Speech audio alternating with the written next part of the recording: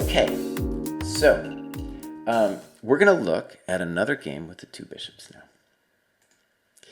now. This is Philippe. I think he's also known as Cat of Seven Tails, not Nine Tails, but I'm not going to ask. Here we go.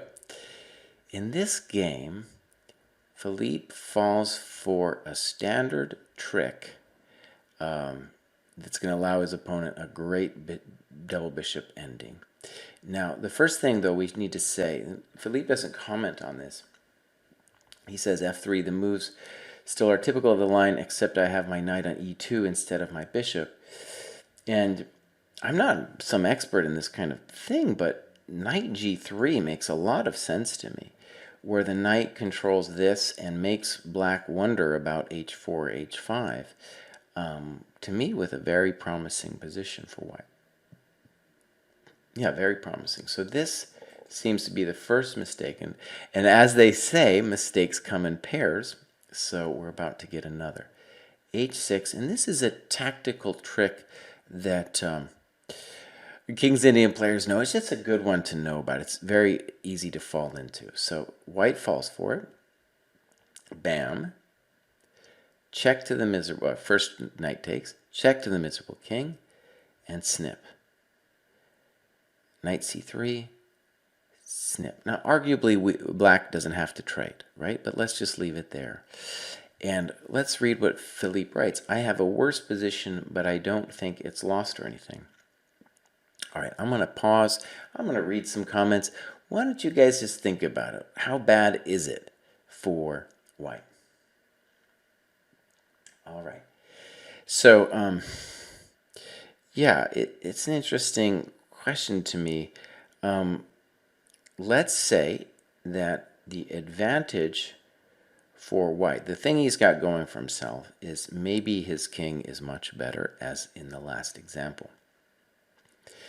But his bishop is horrendous. Like in the last example, the pawns, white's pawns are on light squares, meaning that the dark square bishop is his best friend, and it's now gone. So my intuition here is that black should be, it's hard to say winning, but he should be doing great. He should be doing absolutely fantastic. And we're going to see, though, that things go downhill pretty quickly for black. And this is an example of a position, maybe it takes a little bit of experience to play. And one of the things about it is black should understand what his trumps are, and I feel the next couple moves he doesn't really get it. He kind of flails around a little bit and loses a lot of his advantage. There's many moves that black could play. Bishop d7, c6. I kind of like f5 best. So after f5, if you want, you can meet knight b5 with rook f7. You're not worried about that too much. And what do you want? You want to open the position. You want to open the f-file at some point too. And right, we're going to give black the business.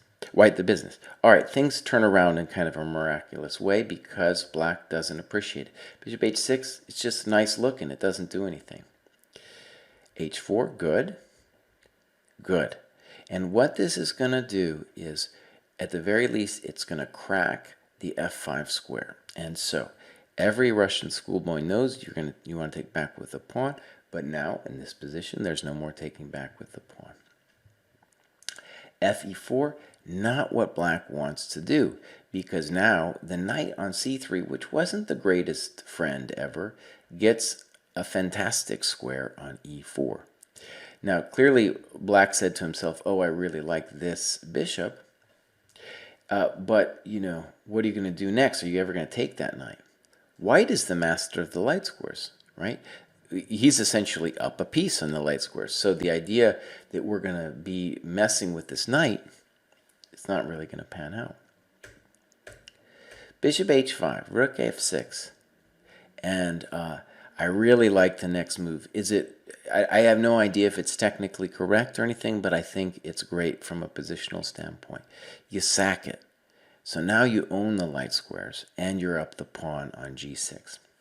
I kind of like it. And notice now that your knight is unmolested on e4, you really have a lot of things going for you. Now, are you better? I wouldn't press at that point, but you have a very interesting and nice position. c5 takes, and yeah, with c5 we're giving him a little drama, and the problem for black now too is like, well, what does he do? what is he supposed to do? Okay, so things go well now. Bishop e2. We're going to do some sacrifices, and now the game's over, I feel, right? And Philippe also writes it's pretty simple now. So I thought that was a great, there's many great notes in there, and a very interesting two-bishop position where, yeah, I have a worse position, but I don't think it's lost or anything interesting. I know that myself and other people, I think King's Indian players especially, would salivate. would salivate at this. Whether it's lost, I don't know, but it's definitely one of those ones where Black's going to say to himself, I'm going to work this guy. I'm going to work this guy really hard. Okay.